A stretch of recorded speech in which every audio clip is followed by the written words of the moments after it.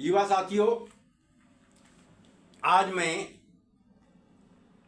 जातिगत जनगणना के विषय पर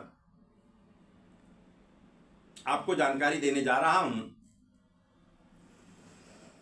वर्तमान दौर में सर्वप्रथम सम्यक अभियान द्वारा ही 2 मई 2022 को रीवा के ऐतिहासिक पद्मधर पार्क से अभियान का शुभारंभ करते हुए जातिगत जनगणना का मुद्दा पहली बार उठाया गया और पूरे प्रदेश में सम्यक अभियान की यात्रा निकली।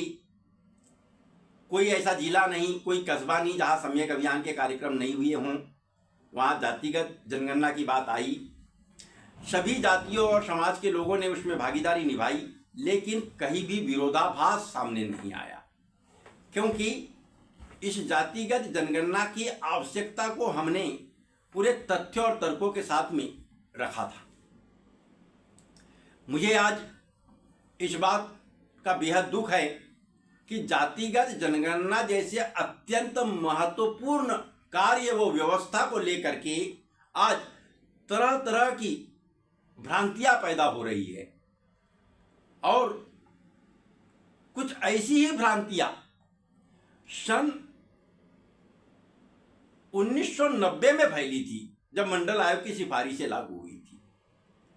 मैं लोगों से आग्रह करता हूं कि वे आज मेरे इस वीडियो को देखने के बाद हमारे फेसबुक पेज पर ही उपलब्ध है, जातिगत जनगणना के बाद चले रामराज्य की ओर, इस हेडिंग से प्रसारित वीडियो को अवश्य देखें। उसमें जातिगत जनगणना के बाद में वास्तव में किस तरीके से समता व समानता का सिस्टम पूरे देश में स्थापित हो सकता है, इस बारे में विस्तार से हमने जानकारी दिया है। साथियों, जातिगत जनगणना की जब हम बात कर रहे हैं तो कहीं ना कहीं मूल उद्देश्य यहां पर आरक्षण का आ जाता है। और आरक्षण है क्या? दरअसल आरक्षण वंचित समाज को सामने लाकर उन्हें विकास की मुख्य धारा से जोड़ने के लिए दिया जाता है और यह उस समय की बहुत अधिक आवश्यकता थी। महात्मा ज्योतिबा फुले ने सर्वप्रथम ब्रिटिश पदाधिकारियों के सामने अत्यंत पिछड़े वर्ग को नौकरियों में आरक्षण देने की बात रखी थी। उसके बाद सन 1900 में कोल्हापुर महाराष्ट्र के राजा छत्रपति साहू जी महाराज ने नौकरियों में अत्यंत पिछड़ी जातियों को आरक्षण दिया। ब्रिटिश हुकूमत ने बाद में उस आरक्षण को किसी न किसी रूप में बनाए रखा। जब देश स्वतंत्र हुआ तब सन 1931 की जातिगत जनगणना के आंकड़े लिए गए। क्यों? क्योंकि सन 1941 में जातिगत जनगणना के आंकड़े प्रकाशित नहीं किए गए थे। उस समय ब्रिटिश हुकूमत ने माना कि ये जातिगत जनगणना के आंकड़ों को प्रकाशित करने से कुछ हद तक विवादित स्थिति निर्मित होती है और उन्होंने उसके बाद में जातिगत जनगणना को एक प्रकार से रोक ही लगा दिया था। ये बात इसलिए मैं बताना चाहता हूं कि अभी हाल ही में चंद आधे अधूरे ज्ञान के नेताओं ने इस बात को जोर शोर से प्रचारित करना शुरू किया कि जातिगत जनगणना तो भारत में होती थी। पंडित जवाहरलाल नेहरू जब प्रधानमंत्री बने तो उन्होंने जातिगत जनगणना को बंद कर दिया। ये बात बिल्कुल गलत है। दरअसल स्वतंत्रता के पहले ही जातिगत जनगणना को ब्रिटिश हुकूमत ने ही बंद कर दिया था। तो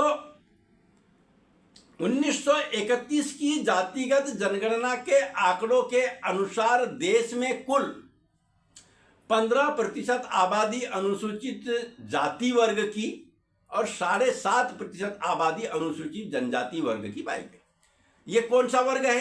अनुसूचित जाति वर्ग मतलब सामाजिक रूप से अत्यंत पिछड़ा जिनसे कि छुआछूत के भाव रखे जाते थे, जिनके साथ दोयम दर्जे का व्यवहार किया जाता था, वो अनुसूचित जाति वर्ग में थे। अनुसूचित जनजाति वर्ग जो दुर्गम वनांचल में रहते थे और आदिम जीवन जीते थे, ये दो की अलग अलग परिभाषा। तो ये 22.5% दोनों के लिए आरक्षण देना तय किया गया। उसके पश्चात देश के नीति निर्धारकों ने देखा कि देश में कई राज्य ऐसे हैं जहां आदिवासी वर्ग की आबादी 50% से अधिक है।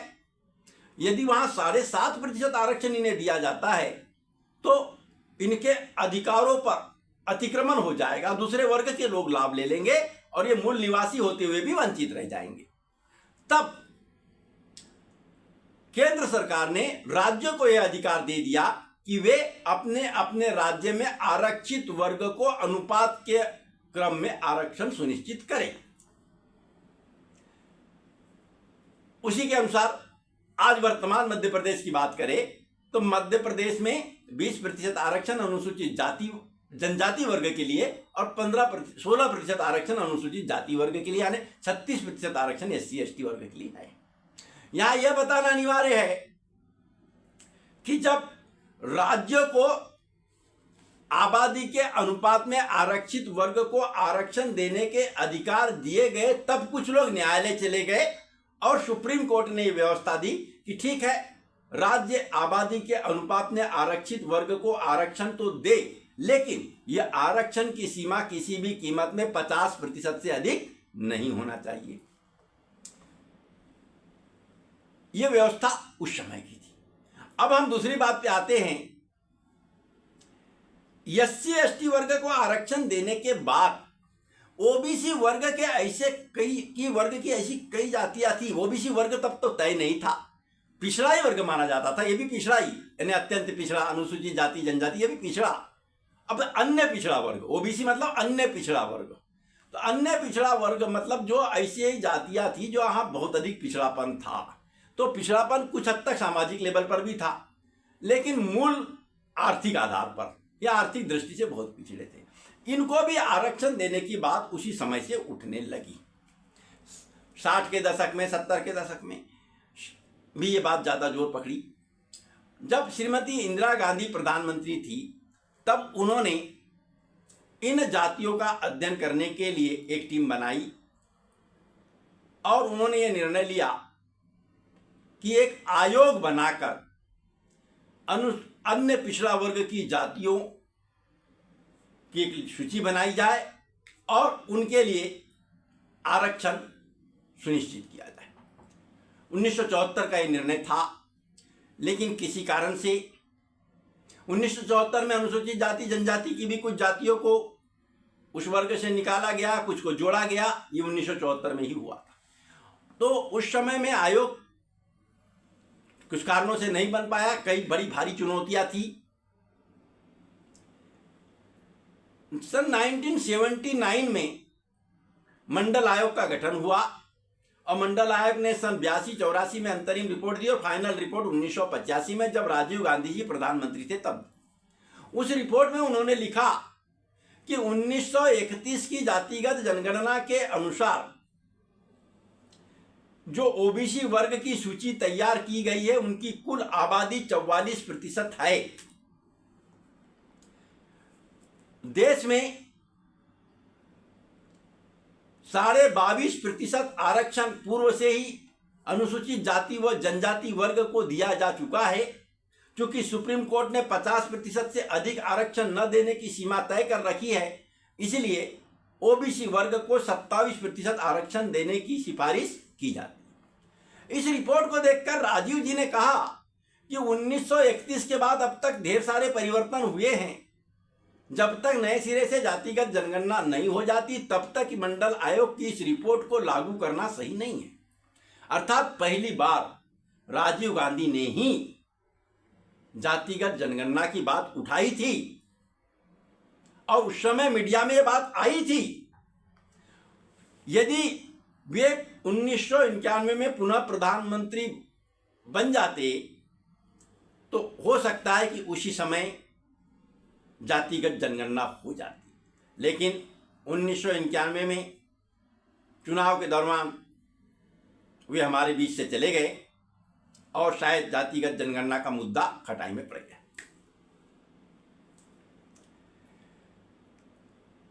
अब बात आती है कि मध्य प्रदेश में कैसे वंचित हुई ओबीसी वर्ग। मध्य प्रदेश में एससी और एसटी वर्ग को कुल 36% आरक्षण दिया जा रहा है, 20% और 16%, 36%। यदि मंडल आयोग की सिफारिशें जो लागू की गई सन 1990 में वीपीसी की सरकार बनी तो उन्होंने इसको लागू किया। हालांकि वो त्रुटिपूर्ण रिपोर्ट थी, फिर भी उन्होंने लागू किया। उसकी भी बड़ी लंबी कहानी है। ये अभी बीजेपी वाले बोलते हैं कि राजीव गांधी तक चाहते नहीं थे मंडल आयोग की सिफारिशें लागू करना। दरअसल ये भाजपा वाले चाहते नहीं थे मंडल आयोग की सिफारिशें लागू हो। इन्होंने इसका विरोध भी किया था और जॉर्ज फर्नांडिस और लालकृष्ण आडवाणी जी की चर्चा के रिकॉर्ड भी सामने आए और उन्होंने आडवाणी जी ने कहा यदि आप मंडल आयोग की सिफारिशों को लागू करते हैं तो हम भी रथ यात्रा निकालकर राम मंदिर वाली बात उठाएंगे। और उसके बाद ही उन्होंने रथ यात्रा निकालने का निर्णय लिया था। अर्थात वे चाहते थे कि इसका पूरा श्रेय वीपीसी को मिल जाएगा तो इससे हमको नुकसान हो जाएगा, तो उन्होंने इसका विरोध ही किया था। विरोध बहुत सामने इसलिए नहीं आया क्योंकि इनकी मिलीजुली सरकार थी। और ये मैंने अपने ओर से कोई आरोप नहीं लगा रहा हूं, ये इतिहास में वर्णित है ये बातें। और लालकृष्ण आडवाणी जी के और जॉर्ज फर्नांडिस की चर्चा के तो रिकॉर्ड तक उपलब्ध है। ये बात अलग है। चलिए इस विषय पे हम नहीं जाना चाहते, राजनीतिक दलों की बात राजनीतिक दल जाने। हमको तो अभी देश में समता व समानता का सिस्टम स्थापित करने के लिए जातिगत जनगणना क्यों जरूरी है इस मुद्दे पे आना है। तो साथियों,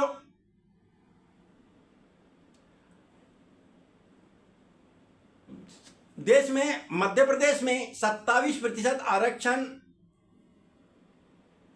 की घोषणा हमारे कमलनाथ जी ने कर दिया था।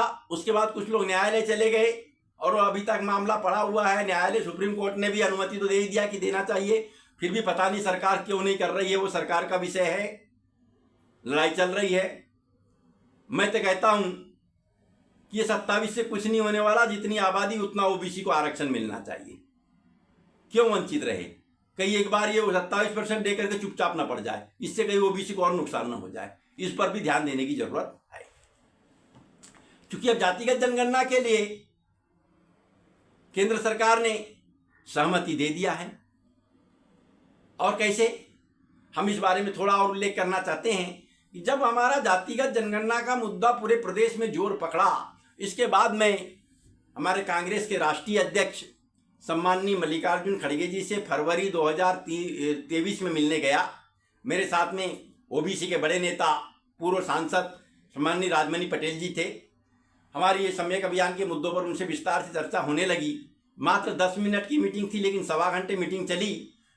सम्माननीय खड़गे साहब ये जातिगत जनगणना के मुद्दे पर आकर के रुक गए और उन्होंने अपने पूरे दरवाजे बंद किया। पीए को बोला कि कोई बीच में नहीं आएगा, हमारी अनिवार्य विषय पे मीटिंग चल रही है। और जातिगत जनगणना के मुद्दे पर उन्होंने बहुत बारीकी से चर्चा की और उन्होंने कहा कि रोकड़े साहब, हम इस मुद्दे को कर्नाटक के चुनाव में उठाएंगे। ये केवल चुनाव का मुद्दा नहीं, पूरे देश में समता और समानता का वातावरण बनाने का मुद्दा है और ये मुद्दा हमें बहुत अच्छा लगा। और उन्होंने कर्नाटक के चुनाव में एक मंच से इस मुद्दे को पहली बार उठाया। राहुल गांधी जी को यह मुद्दा बहुत पसंद आया और वो चाहते थे कि देश में समता और समानता का सिस्टम स्थापित करने के लिए ऐसा ही मुद्दा होना चाहिए और ऐसी व्यवस्था लागू होनी चाहिए। इसलिए उन्होंने जातिगत जनगणना के मुद्दे को राष्ट्रव्यापी तरीके से बहुत जोर से उठाया और उसका नतीजा है कि प्रधानमंत्री को विवश होकर के जातिगत जनगणना कराने का निर्णय लेना पड़ा। तो अब जातिगत जनगणना होगी। इसके बाद क्या होगा? बहुत भ्रम का वातावरण बन चुका है। लोग बड़े बेचैन हैं, क्या होगा? यह अगड़ों पिछड़ों की लड़ाई शुरू हो गई है। दोष देना शुरू कर दिए एक दूसरे पर। कहीं उंगलियों में अनुपात गिना जा रहा है। अरे भाई, जातिगत जनगणना की व्यवस्था देश को बांटने के लिए नहीं है, बल्कि देश को जोड़ने के लिए है। ऊंच नीच, छोटे बड़े, ज्यादा कम, ये अंतर न रहे, इसको बांटने के लिए है। इसीलिए हमने वो जो वीडियो जारी किया है चले राम राज्य की ओर, उसको अवश्य सुने। बात यह है कि हमने जब जातिगत जनगणना का मुद्दा उठाया था, तब सवर्ण समाज जो माना जाता है, ब्राह्मण, ठाकुर, बनिया आदि, उस वर्ग के बड़े नेता हमारे मंच पर होते थे और वो भी स्वागत करते थे। क्यों? क्योंकि हमने उसके साथ कहा था कि ठीक है, जातिगत जनगणना हो जाएगी, आबादी के अनुपात में आरक्षण आदि का लाभ मिल जाएगा, संसाधन तो उतने ही हैं जितने हैं को सबको मिलकर बांटना है। लेकिन एक बात यह है कि जहां तक पढ़ाई की, आरक्षण की बात आती है, तो जो सबसे अधिक अंक लाने वाले हैं, जो रात दिन पढ़ाई करते हैं, मेहनत करते हैं, तब वो 95% तक अंक ले आते हैं। और यदि उनको 65% वाले से पीछे कर दिया जाए तो उनके मन में मलाल तो रहेगा। वो सोचेंगे ये कैसा देश है जहाँ कोई समानता का सिस्टम नहीं है, ये कैसा देश है जहाँ कोई न्याय नहीं है। तो व्यवस्था हमेशा न्याय संगत होनी चाहिए। इसलिए हमने कहा कि जातिगत जनगणना के आंकड़े आने के बाद में प्रत्येक वर्ग की कुल आबादी का 10% हिस्सा बचा दिया जाए। माना कि ओबीसी वर्ग की आबादी 50% आती है, तो उसका 10% यानी 5% होगा, और वो 10% वाला जो हिस्सा बचा रहेगा उसे अर्हकारी परीक्षा में, प्रतियोगी परीक्षा में सबसे अधिक अंक लाने वालों के लिए दिया जाए और उसका नाम दिया जाए एक्सीलेंस कैटेगरी, अर्थात उत्कृष्ट श्रेणी, और उसके तहत 10% आरक्षण दिया जाए। बात यहां पर यह उत्कृष्ट श्रेणी किसी वर्ग के लिए नहीं है, यह वर्ग रहित आरक्षण व्यवस्था होगी। कैसे? हमने एक अनुसूचित जाति वर्ग के आईएएस अधिकारी की पीड़ा को करीब से देखा और सुना, महसूस किया है। उनका कहना था कि मैं अपने जमाने का टॉपर हूं, अपने बैच का सबसे अधिक अंक लाया था, लेकिन उसके बाद भी जिस गांव में मेरा जन्म हुआ वहां के लोग ताने देते थे कि सरकार के दामाद है, आरक्षण का लाभ लेकर के आईएएस अधिकारी बन गए। मुझे बड़ी पीड़ा होती थी कि मैं अपनी मेहनत से आईएएस बना हूं, टॉपर हूं, उसके बावजूद मेरा मूल्यांकन किया जा रहा है कि आरक्षण का लाभ लेके बना।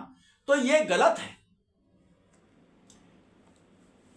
चाहे किसी भी वर्ग के हो, जो सबसे अधिक अंक लाएंगे, अर्हकारी परीक्षा, प्रतियोगी परीक्षा क्यों ना हो, उनको 10% आरक्षण एक्सीलेंस कैटेगरी के तहत दिया जाए। उनके सर्विस बुक में एक्सीलेंस कैटेगरी लिखा जाए, उनको पर्याप्त सम्मान मिलेगा और सबको न्याय संगत व्यवस्था मिलेगी। यह हमारे जातिगत जनगणना के मुद्दे का मूल था, जिसे हमने 2 मई 2022 से उठाया। अब जो जातिगत जनगणना के लिए केंद्र सरकार तैयार हो गई है, तो उसके बाद हमने जो वीडियो जारी किया है उसे अवश्य देखें, चले राम राज्य की ओर। तो हम जातिगत जनगणना के बाद चले राम राज्य की ओर, इस अभियान की ओर भी बढ़ेंगे। युवा साथियों, आप सबका साथ चाहिए। सम्माननीय बुद्धिजीवी वर्ग से मेरी अपील है कि वे इस व्यवस्था को, जातिगत जनगणना को देश को बांटने के लिए व्यवस्था न माने, बल्कि देश में समता व समानता का वातावरण स्थापित करते हुए एक समानता रूपी व्यवस्था देने के लिए कारगर पहल माने। धन्यवाद।